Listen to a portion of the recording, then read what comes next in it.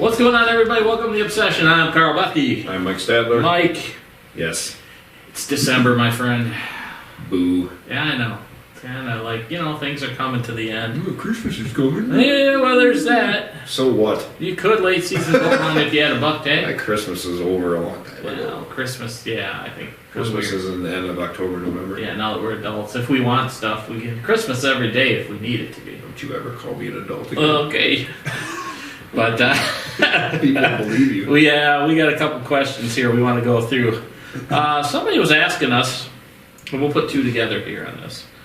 And you see it talked about quite a bit right now is, what are our thoughts on new tech? So, obviously cell cameras, the thermal drone recovery, and then I want to throw in there, somebody else asked us about whether or not you or I use hunting apps for our hunting.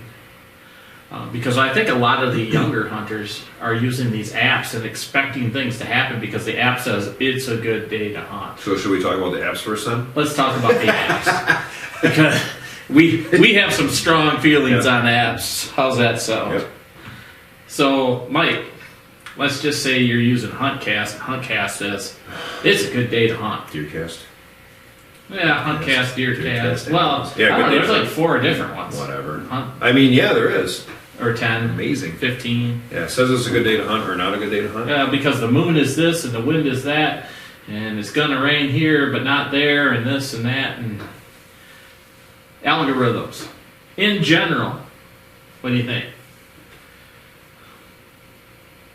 I don't like them. And I've tried them. Yeah, no, I get it. I've subscribed to them. Yeah. I've bought the apps, the ones you have to buy. Yep. I bought them. Yep. I've tested them to what you and I think. Yep. How we hunt. Yep. Are they right sometimes? Sure. Oh, yeah. I'm right sometimes too. But probably more times than you're the ones I see the ones that have like the deer numbers. Yeah. Like 5 deer. Oh, yeah. So it's a really good day to hunt. Yeah. Or there'll be a day, not so good today. Yeah. Or this day is good, only in the morning. Red deer, green deer. Yeah, red deer, green deer. Yeah. And I'm like,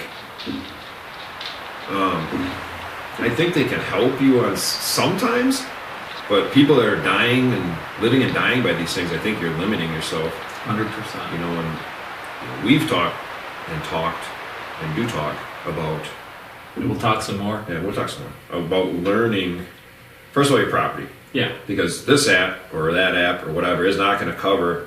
It's a pretty general information app, unless this guy is sitting across the street from your house that's putting this app. I mean, really. No, it's true. It's different because what we hunt here at my house, compared to what we hunt at your property, the same day, it's not the same. Nope. And the apps don't really distinguish that. Yeah. If you go. For instance, if you're watching an app, it'll tell you, and Mike and my property are 125 miles apart? And still in the same state. If it says it's going to be good, well, it's telling you it's going to be good at my place and at Mike's place. But here's the deal. The front has already passed through my place and is heading for Mike's. Okay? So it's raining at my place, and it's telling you, yep, you should be hunting. It should be good. I know where we're going to be. We're going to be right here on the front side of that front, and we'll be hunting here. Yeah, like we say, learning how fronts kind of work. Yeah. The backs and fronts of fronts. Backs and fronts of fronts. Or weather in general. Yeah.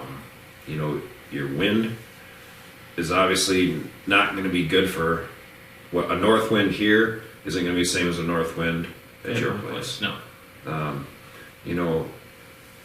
I don't care about the moon.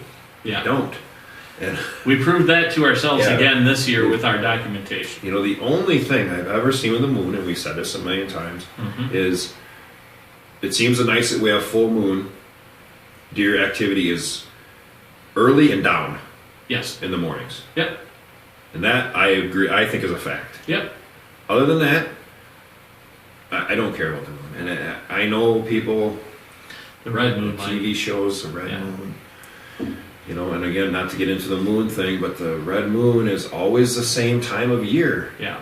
It's why. It's the end of October, beginning of November. That's always the best time to hunt. Yeah. You know. Wait, yeah. When you're in the pre-rut and rut, It just I mean, you know, you can sit there, and then we're not going to make this just about moon phases, okay? You guys all know, if you've been following us, we're big weather hunters, and weather is proven out, okay? You can watch Dr. Strickland.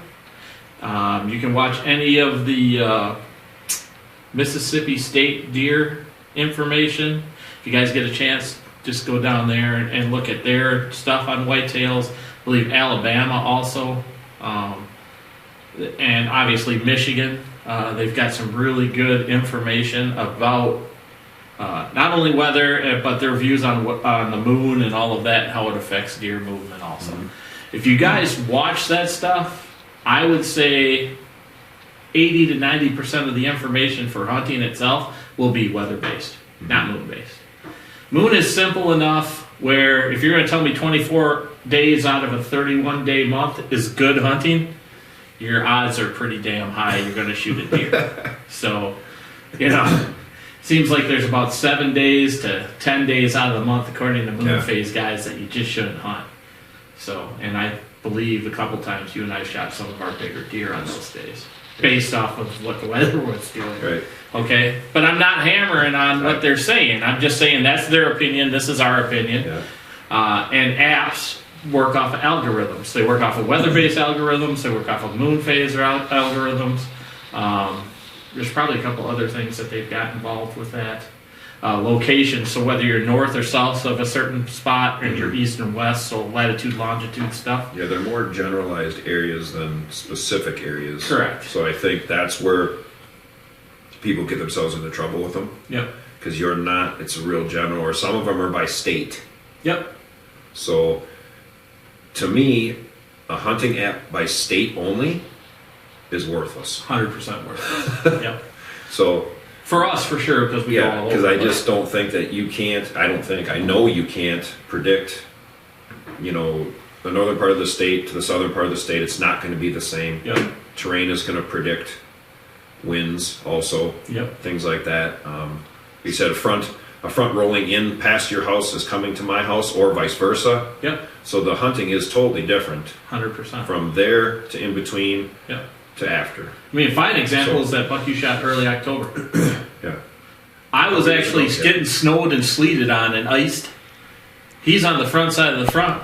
He shoots one of his big target deer because he knew that front was coming in. And then it was a half hour, 20 minutes after you shot him, it poured. Yeah, it poured right after that. Yeah. About after you hit the ground. Yeah. About 5 minutes. And, you know, so that was a weather-related kill. It wasn't a moon phase deal or anything like that. Now, if you looked at the app that particular day, it's telling me I'm perfect, I should be good. So I drove the extra hour to get to my land. I get there and the front was ahead of time. And we were texting not 20 minutes before Mike's kill. He's like, yeah, I'm going in. I'm like, yeah, great idea. Yeah, I went into the spot I don't go into. Yep. You know, unless it's a certain time of year. It's a certain time of year. Yep. And you killed him. Yeah, so I was, over 20 days ahead of what we normally go in there. Yeah, 100%. But, you know, and that's because I think, you know, we've learned more how the fronts work. So, I mean, is it perfect every time? Absolutely not. No. But it works well that way. You know, I won't say with all apps. You know, one app I do like, I don't know if you consider it a hunting app. I guess it is, but I like OnX. Yeah, me too. You know. I still have that one on. I have that on my phone. Carl has it on his phone. I have my property, you know, his property and my property in here. Any properties we hunt, our properties out west, I think they're great for that. But it's another thing too. I think you need to learn how to read topography. Yes. Especially on our properties. Yeah, which helps us put us in places.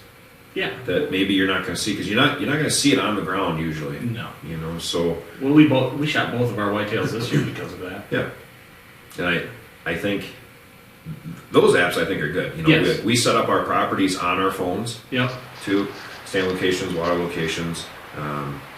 For instance, that app I used this year, tracking my buck, Yep. last blood, it literally walked us to the drop of blood Yes, it did. where I marked it Yep. in the dark In the dark. the night before. Yep. So, amazing app. Yep.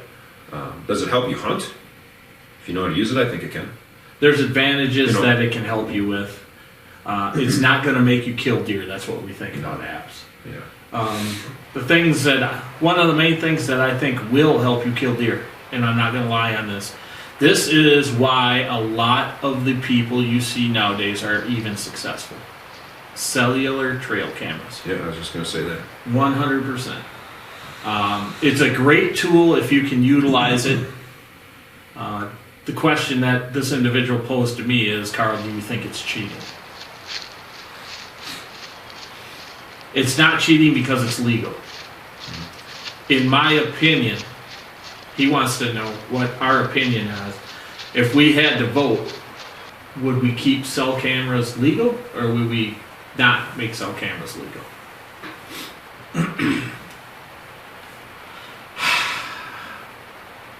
I like the tool. Yeah. It helps me. It helps everybody because most of us, as we get older, it's a little bit different. But when we were younger, we didn't have weeks to hunt. Mm-hmm. We had 1 week of vacation at the Couple most. days. Yeah.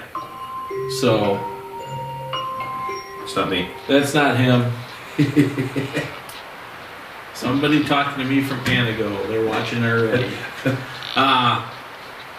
I believe cellular trail cameras should remain legal in most states. I will agree with the western states on public land with no cellular trail cameras. And here's why.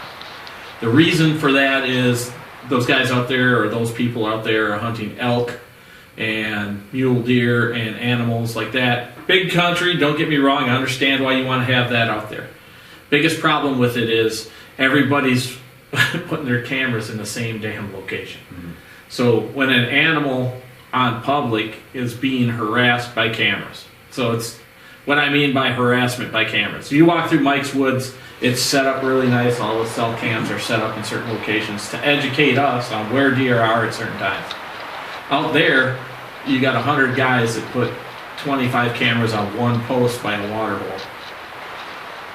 Okay? So if you got 25 cameras there, some of them flash, some of them don't. Sometimes you have issues with people taking other stuff, chips, erasing crap, which is an unethical thing that I think. But the animals end up moving because if they walk by a camera and it goes 25 times, click, click, click, click, click, click, click, they're not going to stick around.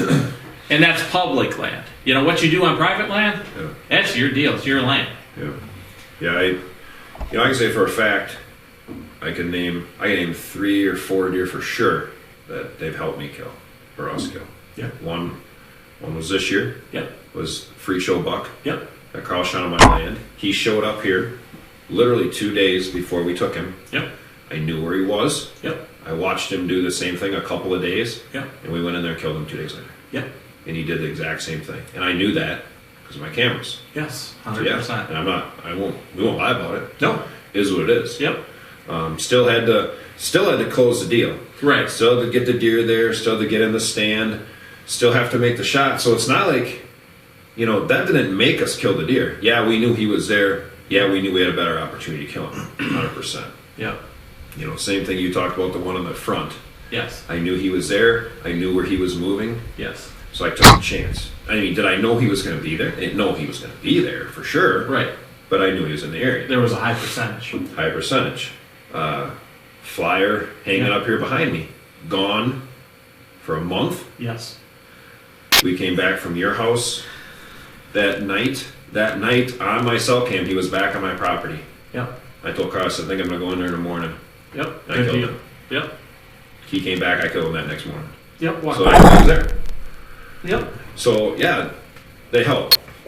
On the backside of it, I hunted a deer here. Yes. The landlord, we called him. Yeah. That I had here for 3 years. I had him here all the time. Million pictures of him. Doesn't matter. Couldn't outsmart that deer. Yep. Couldn't kill him. Had him 2 times. not good. Where I had a shot, but not a smart shot, not a good shot, didn't take it anyway. Long story short, deer got killed by a neighbor with a rifle. Yep. You know, so I watched that deer all year on my cameras. I literally watched You watched him. that deer for 3 years, my friend. Yeah, and I watched him one night stand by a camera 100 yards down from me and wait till it was dark. And I watched him just stand there. And I'm in the stand 100 yards up from him. And he did not come into the field until it got dark. Yep. So they can also make you mad. They can. They can. But they help with the education and let you know where to... Think of it as intelligence. If you were at war, it's intelligence. You don't put yourself in bad situations. It's the same with the cell camera. They're just providing information. And that's everybody's argument. You know. When it gets abused out west, Yeah, I agree. like that, that's a problem. And I think some people get mad about it. They're like, well, they're too expensive. Yeah, You but know, they're not not. everybody can afford it. Well, you know what? Hunting is expensive. Oh, yeah. When It's- I bought a cell cam, I bought one. I remember The that. first time I bought one. Yep. And I set it up to see how it worked. I'm like, this is pretty cool. Yep. I'm like, did I want to pay $350 or $400 a camera? No, I didn't. Yep. You know, do I want to pay $2,000 for a bare bow? No, but I do Right. because you want to be better. You know, Yeah. so Here's the other aspect of that too. You know, hunting's real expensive. It's the most expensive. I'll tell you guys right now, it's the most expensive meat you're gonna ever eat. I don't care where you go eat. Hunting, if you go by the pound, hunting animals, deer, elk, anything, it's the most expensive. Because if you, number one, if you have your own land, it gets crazy expensive. But Yeah. if you're just using equipment and hunting on public land, it's expensive Yeah. because you have to add in costs. You know, we don't want to do those numbers. That no, nobody wants to see that. Our wives don't want to see that. No, that's something a little cold. You know, so I mean, obviously, you know, we both feel the same way about the first two apps, cellular cameras, the drones. You know, the thermal recovery drones. Yep. You know, I personally 100% think it's a great thing. Me too. This is why. Because it's easy to lose a deer. We've both lost deer. Both lost deer. And it, to us, is horrible waste, you know, deer. Like this year, I lost my deer, you know, made a bad shot because I didn't, at that last second, realize he was taking a step, hit him back. Long story short, tracked that deer. I pushed him that night when I knew better. I did it anyway. Yeah. Just because of the amount of blood I had. Anyway, turns into I lose that deer, get him a week later. Yeah, great, I have the rack back, but I lost the whole deer. Yeah. Like I wanted the deer Right. too. Right. So yeah, I mean, will I have the head to put on the wall at some point? Yeah, that's great, but I wasted that animal. Yeah. To me, it was a waste. Yep. You know, and so, you know, and I could throw tracking dogs in there too. Yeah. I think it's great. That's a tool to recover an animal that's dead and you can't find, Yes. and you're wasting that animal's life right there to me. The thing I like tracking dogs. I've used them 2 times. Neither time You didn't have any luck. did I recover. Yeah. Both are great animals. Do not get me wrong. Yeah, it's not Both a dogs full did a proof. great. Both dogs did a great job. There was rain involved on the first one. The second one, there was a river involved. The advantage of the thermal drone is that river buck I would have recovered. And the reason I say that, well, the first one, let's talk about the one I lost in the rain. I killed him 2 years later on the same tree stand on the opposite side of the food plot that I hunted up there. That big eight. Frankenstein. Or not, yeah. So, that buck. The second one I didn't recover, ended up being recovered by this particular place where it's a ski slope, I can tell you guys that. It crossed the river, ended up on their property, found him frozen in the swamp. The reason we didn't cross the river is because the dog didn't indicate that the deer had crossed. Not the dog's fault. You know, gets to a river, it's searching up and down, that's where we lost everything. Didn't have permission to go on the other side, is what it is. With a drone, we'd have flown right over the top of that, and 20 yards on the other side of where the creek was there, Yeah. we'd have seen it with the drone. Yeah, we were lazy. And they'd have let us go in there. Mhm. But, so, that was a bad deal with the dog. It's my fault anyway for not making good shots, not gonna Yeah, lie. that's well. I was going to say that. I was going to add it on there, Carl. Is that it comes back. A lot of these situations come back to us being better, Yeah, make yourself better. Yep. and we've had podcasts on this. And we've done it, Yep. and it'll happen again. It just does happen sometimes. You hunt long enough, you're gonna make mistakes. And so, if you can recover an animal that you took its life, to Mhm. me, that's a win. Yeah, well, like this year, you got that deer. We were still hunting Yep. because we couldn't find it. Yep. We were putting in 14-hour days going between both properties, Yep. and we're talking for a week. That day, Mike got that deer back. He called me or texted me. I think he called both. We talked there. Send you a picture. Send me a picture. Yeah, send me a picture. That was the first thing. Send me a picture. I'm done. So he recovered that deer, even though the meat was bad and whatever else. That was his buck. Tagged him. He was done. So respect right there for the animal. That's how that works. And great respect for Mike for doing that, because a lot of people wouldn't have done that, my friend. So back to the other stuff that we're talking about. The other thing that there's one thing that I would say they could get rid of. I am not a big fan of laser range finding scopes on bows. What the hell is that scope? I don't remember what it is. Somebody makes a Garmin. A rangefinder on a scope. If you're hunting a field edge, great. Yeah. I see so many flaws in that. Yeah, I question it. And they say, you got it automatically picks up the location where the animal is and this and that. Weird. Yeah. I can't do that sometimes with my handheld. The only thing I've ever used that had that sort of technology was when I was in the military. It ain't here. No.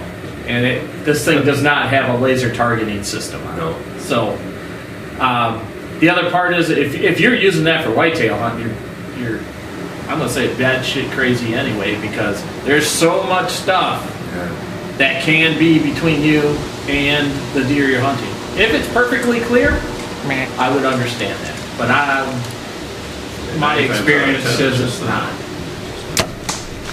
So that would be something, and it is outlawed out west, I believe, in a lot of states.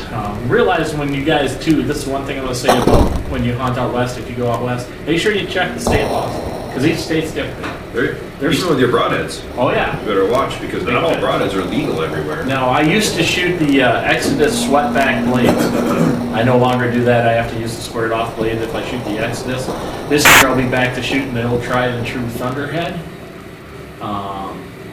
Number one selling broadhead in the nation. They're endorsed by me. Endorsed by Mike. That's why I'm going back. Everybody's like, who cares? Yeah, whatever, Mike. Moving on. But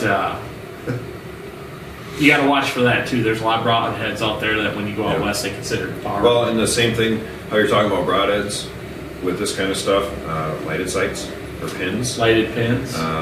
Is not legal in a lot of places. Yep. Which may be here or where you're from. So this is stuff you need to check and need to know. Broadheads, lighted pins, the laser range finding sights. Yep. The bow let off thing isn't a thing anymore. No, it is for Pope and Young and stuff like that. Is it so? I thought that went away. Well, it might be. Yeah, but I don't know. Who cares anyway? Yeah, it's Pope and Young We don't doing a care. Crockett. I don't know. Flying shit. But How's yeah, that kind of stuff. So, at the end, the drones, Carl and I stood over here looking for my deer, and I said to him, think you should get a dog? Yeah. I should have. Yeah.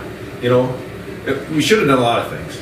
Right. We should have walked to the end of the we should have cornfield. walked to the end of the cornfield because he was laying right there, but we didn't. And it's like, so, we go above and beyond to recover a deer. I will tell you that. Like, I don't quit. I'm relentless. That is a fact. To try to find deer, and it doesn't matter if it's a doe or a buck. Yep. If it can be found, I'll usually find it. It's true. But if that can help me save an animal, meat-wise, because obviously we eat everything we kill. Yes. We're not killing it just. Do we want obviously to take the trophy? Yeah. It is the trophy, yes, for us too. But we are eating that animal. It's not. not giving them away. We're not, like cutting the hide and the cape off and donating it. Right. Unless people are in need of venison, Right. we give them that. But so to recover animals, I think it's a great tool. Yeah. Technology, I think, is a great thing. This is where I start to draw the Used line. correctly. Yes. Well, here's where I start to draw the line with technology. When engineering is starting to make things what I consider too easy to make a kill. A 500 foot per second crossbow that sounds like a shotgun when it goes off, in my opinion, is a little overkill. We're not going to get into the crossbow part of things, but man, that's something. And we'll have another show about crossbows and what our views are on crossbows. But technology wise, I mean, I've seen crossbows that shoot 400 feet per second. They have a laser range finding scope on them. They got this big monster scope. Man, what do you need to do? The ones that shoot 2 arrows now. Well, yeah, As a backup arrow. That's another engineering nightmare that We could get into it some other point about that. But what I'm saying is,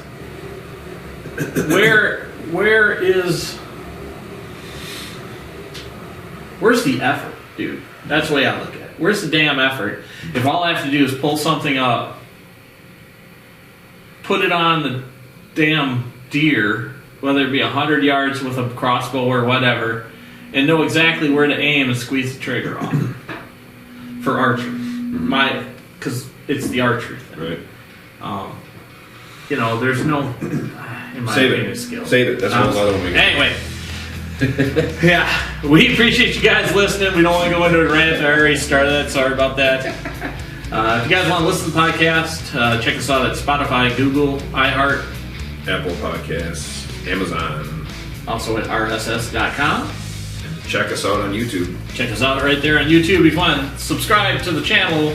Hit the little reaper in the right-hand corner down here. Also, if you want to listen on Instagram, Rush Outdoors WI or The Obsession Podcast Hunting. We appreciate each and every one of you. Later.